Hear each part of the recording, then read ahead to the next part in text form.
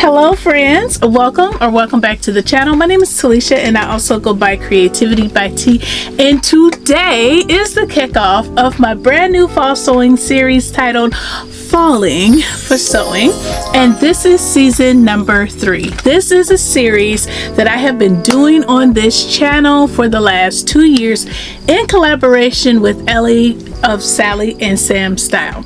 Now in today's video I am sharing what the series is all about, so the structure of the series, the fabrics, inspiration, and some of the patterns that I plan to use. I'm not sure if Ellie is going to be uploading this type of video today due to her circumstances, but even if she has not, please make sure that you head over to her channel and subscribe so that you can see all of the actual garments that we will begin to make and showcase next week. Okay, so I am going to go ahead and start with the details of the organization of this series. So go ahead and grab your pumpkin spice latte, a cup of tea, even some coffee, okay? And let's dive into what's coming. Past 2 years we had this series on the channel and we made fall themed garments and they worked out really well. So that is what our series was all about. But this year we wanted to change it up and bring something different to the series. So here's my idea of what I want to bring to you. Instead of just sewing fall themed garments, I want to be more intentional about maximizing the use out of the garments, okay? And I have decided to create a mini capsule fall wardrobe. That means every piece I make will work with all the other pieces. I'm so excited about this because by the end of the series I'll have completed a 5-piece capsule wardrobe for fall, okay? And the best part about it is these 5 pieces can be mixed and matched. I can get at least 13 different looks, probably even more if I really play with like accessories and, you know, changing the way the garments looks and things like that. And for each episode I'll take you along as I make one garment, and then in the final episode, or maybe even be considered like a bonus episode, I'll style everything together, meaning I will make a video of me mixing and matching all of the makes so that you can see how the looks come together and with all different 13 looks, okay? Now for Ellie, she also plans to make a capsule wardrobe, but she put a little spin on hers, so ours are not exactly the same. So definitely make sure that you check out her videos during this series. So let's go ahead and talk about the 5 pieces I'm planning to make. For the first piece, I plan on making wide leg pants. It's perfect for layering and it gives like that chic fall vibe, okay? And so let me give you some more reasons why I wanted to make wide leg pants. Wide leg pants look chic and put together even with simple tops. They could be dressed up with boots and a blouse, or dressed down with sneakers or a sweater. The roomy leg makes it easier to layer tights or leggings underneath when temperatures drop, and that's something that I do all the time. They work well with long coats, trench coats, or oversized sweaters without looking too bulky. Wide leg pants pair beautifully with ankle boots, loafers, or even chunky sneakers, and basically all classic fall shoes, okay? The extra volume on the hem balances out heavier fall footwear, and they're breathable yet cozy, unlike skinny jeans that can feel more restrictive. All right, so that is the first look, okay? And so to pair with the light wide leg pants, I also want to make either a cozy cardigan, a button-up top, or a jacket, okay? So whichever one I pick, that will be my layering workhorse piece, because a cardigan, button up, or jacket, you know, it just gives you an easy layer to add or remove. And I'll go ahead and give you reasons why these are considered workhorse garments in detail. And so one of the reasons is because my fall weather changes hour by hour. It's chilly in the mornings, warm in the afternoons, breezy evenings, you know, just changes all the time. A cardigan feels like wearing a blanket in public. I made a cardigan the first year of the series, and I wear it all the time when I want that feeling, and I love it, okay? However, it's still stylish. A button up in like flannel or soft cotton gives you like a cozy, casual vibe. It can be worn open or as a light layer. It can be buttoned up as a top or even tied at the waist. So there's different ways to wear it. You know, it has a lot of versatility. A jacket is going to give you extra warmth without feeling heavy like a winter coat. They have like, there's structure to it, and it adds polish to casual outfits. It kind of dresses it up, elevates it, if you will. And these layering pieces in general are just great for layering at work, school, or even during outings, you know, like the jacket. So you can definitely repeat base outfits, but switch the topper for a completely different look. So the next garment is going to be a long sleeve t-shirt, and I want this because it like bridges the gap between summer tees and heavier sweaters. It's just enough warmth for like the fall days without overheating, in my opinion. It works well under jackets, blazers, cardigans, and even dresses. It makes it an easy base layer. It could be casual with jeans and sneakers, or styled with skirts and boots for a chic, effortless look. A long sleeve tee, especially when wearing it in a fall color, gives instant fall vibes with minimal effort. And so that's why I wanted that in my wardrobe. I have on a fall tee now, and every time I wear this, it's giving fall because of the color and the long sleeve. In short, you know, it's a great layering piece and a great basic that makes a fall capsule wardrobe functional and comfortable. All right, so let's move on to the next. And so I also want to add a simple shift dress, a jumper, or a pinafore. I'm only going to do one of them. So this is something that can be worn on its own or layered with like tights and boots. A shift dress can be worn on its own in the early fall, and then it can be layered, like I said, with tights, turtlenecks, long sleeve tees, you know, as the weather cools. Jumpers and pinafores are made to be layered in general, and so you can swap out whatever you want to underneath, and you can have endless outfit combinations. So as for a pinafore, it gives a playful vintage type of vibe, and I'm into that. I'm into that a lot. I like that, and it also works for both warmer afternoons and chilly evenings, and it transitions easily across months by, like I said, changing what's underneath, or you can like add to it. So if you haven't caught on to what I'm doing, it's like the layering game. I think I know what I'm leaning towards, but we'll talk about that later on in the video. Now the last piece is going to be either a turtleneck or a sweater, and that is because it's easy to throw on with jeans, trousers, or layered under a jacket. So it's similar to like your long sleeve tee, but it's a little different. And the reason why is because as the weather turns chilly, nothing feels cozier than a sweater because it's thicker, or a turtleneck to help cover your neck, okay, if you're the type that's okay with wearing turtlenecks.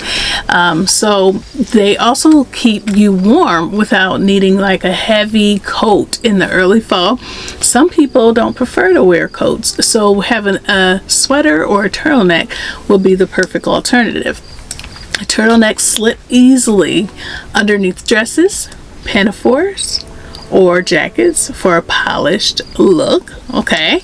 And sweaters can be worn alone over shirts or even draped over shoulder. You can dress both of these looks up with trousers and boots for a very chic look, because both of these pieces, turtlenecks and sweaters, are more dressy. All right, so that was the last look, and all together these are going to be the backbone of my fall wardrobe. I already tried like sketching out every different combination. And as mentioned, I counted at least 13 solid looks, and I think I'm remembering correctly, but like I said, at the end you'll see those in a video with them on me. All right, so let's talk about the fabric. This is a fun part where I get to show and tell you the fabric, and I'm also going to share with you the patterns or the idea behind the patterns that I'm going to use. So, all right, I chose the fabrics that I have to work together once again, because the whole thing is mixing and matching, maximizing my fall wardrobe. And I also wanted to choose a couple that would serve as like an accent color, if you would, meaning that it stands out but still works together. So let's just go ahead and take a look. All right, let me pull the first one out here. I'm working with two different tables. So for the pants, I chose 100% cotton in this gorgeous, it's like a dark olive maybe, but it's a nice, very nice fall tone. It has just enough structure within this cotton, but yet still some movement. It's breathable, and I like the way it feels very much so. I have made pants in this fabric but a different color before, and I truly enjoy it. I like the way it feels on my skin, because I have an issue with how fabrics feel on my skin. So yeah, so this is that fabric. Here it is up close. All right, and so for the pattern, I have made several different wide leg patterns in the past, okay, but I think I'm gonna go with this pattern that I'm gonna share with you right here, which is McCall's 8562. This is the pattern, and I think, yeah, the bigger picture here of the model is showcasing this look, and I'll put it up closer. But I'm gonna go with this pattern because it has a flare to the wideness, which is different from the other wide leg pants I've made.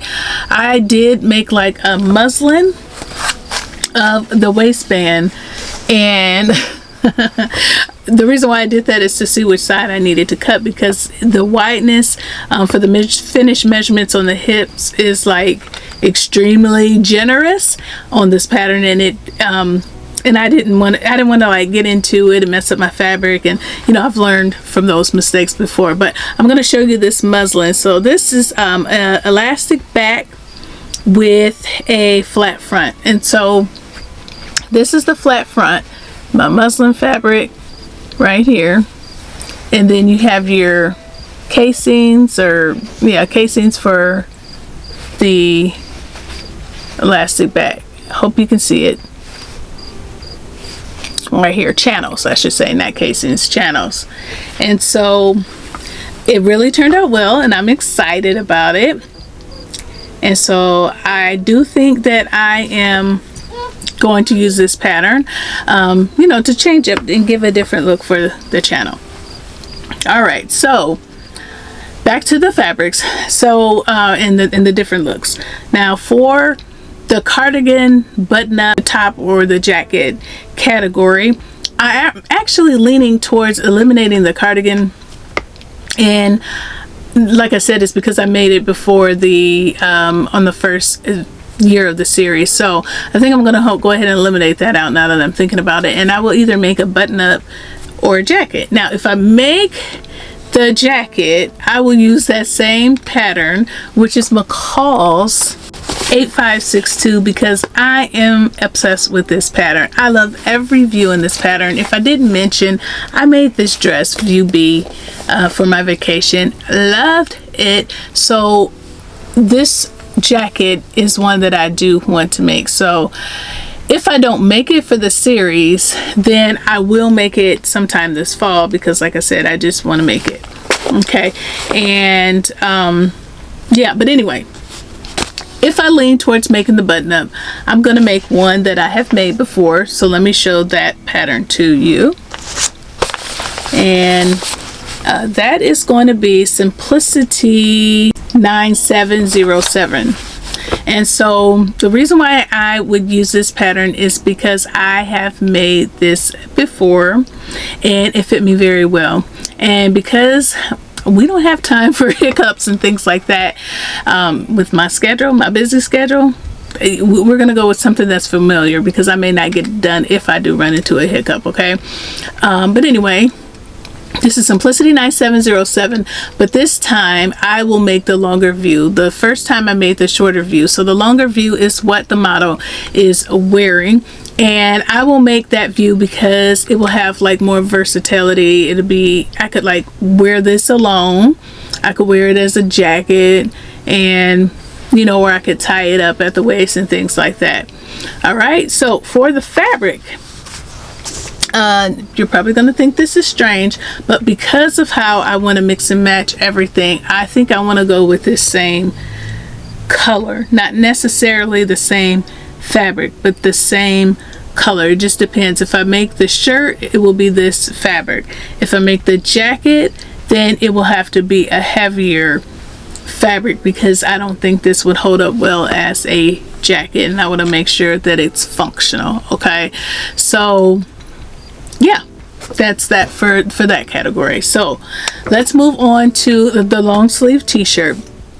Now for the long sleeve t-shirt, I just want to use a solid color because I want it to be like easily able to match with everything in this capsule wardrobe, but I also want it to be my accent color, meaning the color that stands out. So I'm going to use a simple mustard in this color, simple mustard color, and this is a cotton knit, and it's nice and bright, but it's definitely going to be my accent color, and this is showing true to true to color on camera. So yeah, for the pattern, I have so many t-shirt patterns that I'm not really sure which one I want to use, but I will certainly share it when I showcase this on the series. I do know that I want to stick to a basic standard t-shirt style, so I'm going to show you one that I have that I could possibly use, and that is this New Look 6803, and I would just make the view that the model is wearing right here. All right, and so hers looks more quarter length or whatever, but I would definitely bring it down to the wrist because my fall seasons get cold. So just imagine this top t-shirt with pants. Okay, it's coming together to you. All right, so let's move on to the shift dress, jumper, or pinafore category. I wanted to make something simple. I want to make something simple for this category, but very versatile. And I thought about the York pinafore because I made that before, but I think I want to make something different once again to bring to the channel, bring some versatility to the channel. However, I do feel like I want some like flair. The York pinafore is straight, and I think I want like a little flair for this look, and I hope that's the right decision. So I have a pattern in mind, but I'm not 100% sure again if this is going to be the one that I will use, because again I'm not 100% sure if the flare is the right thing. But it's actually a dress pattern that looks very similar to a pinafore, and that is the Anna dress pattern by the CreativiTeeByT. Yeah, so I will put the picture in the screen here because I printed it out, but I don't know where I put it. And so I'll go ahead and put the printed picture, but it's very, very simple, but it is so super cute. This pattern will be the only independent pattern that it will be featured on this channel for this actual series. But again, I really love this style and I want to make it, but we'll see. Okay, so for the fabric, I have some fleece. Actually, it's cotton fleece that I haven't had for that very long, but this fabric right here, as you can see, will transition beautifully from warm afternoons to cooler evenings and even winter. Okay, so we have this This would be an accent color, you know, the same fall warm neutrals. And then we have this. All right. Okay, so let's move on to our turtleneck slash sweater category. And I want to go with the tan. I have not found a tan sweater fabric yet, and I don't have one in my stash, but I do have a tan waffle knit cotton knit that I could use right here, and I am seeking out the option for the sweater because I'm not sure if that's what I want to use. But I think if I go with this tan, I would like it because it's breathable, but yet it's like seasonally appropriate, and it also adds like some texture. But the sweater will as well, you know, at least the type of sweater that I would like to make. So it's pretty much that simple. They both would do the same for me, but you can see it up close, the waffle print, and that waffle or design in the fabric is what gives it the texture, and I'm really going to enjoy this. So if I decide to go with the turtleneck, the pattern that I have in mind is this one right here, and I have made this before. This is No Mean 2096. Like I said, I made it before, and it's just simple, and that's all I want it to be. Even with the sweater, I just want it to be simple, front, back, and it's in some sleeve, maybe in a waistband. If I make this sweater, then I will make, it's an older pattern, and let me look at the number because I have all the patterns over there except for that one because it's in a tote, but I can see through the tote. So let me check on it real quick. Okay, so I'll go ahead and put it in the screen, but if I make the sweater, I'm going to use Simplicity 8529. I have made one of the views before, but not all of the views, so that's a pattern that I have. I enjoyed that. It's very simple, and it will fit the fall vibe and the capsule wardrobe theme that I am going for. All right, so again, my goal was to keep everything in the same earthy palette, so mixing and matching feels natural. All right, so those are my plans for falling for sewing season number 3. Over the next few weeks, I'll be making each one of these garments and sharing them with you as I make them. And the finale, we'll have a full capsule wardrobe styled into at least 13 different ways. I cannot wait to share this process with you. If you love fall sewing, cozy vibes, and the idea of a handmade capsule wardrobe, then I hope you stick around. You're gonna love this series if you do. Make sure that you are subscribed and hit that notification bell so that you don't miss a single episode. And let me know in the comments which piece you are most excited about, or you know, whatever combination you may be thinking in your mind that you're excited about. Also, I invite you to participate and just share with me if you have, and we will definitely showcase you on the channel or post you on Instagram, whichever way. And yeah, and so also let me know if you plan on making things for fall, or if you already have and what you have planned on making. Although I'm making this fall capsule wardrobe, these are not the only things that I plan on making for fall. So you may get things in between during the week, or a compilation of things at the very end of this series so that I can showcase those for you as well. So even though I'm making these and I'm going to get 13 different ways to wear them, there's still going to be more. All right, I hope you enjoyed this video, and I hope this information was helpful if you plan to make a fall capsule wardrobe.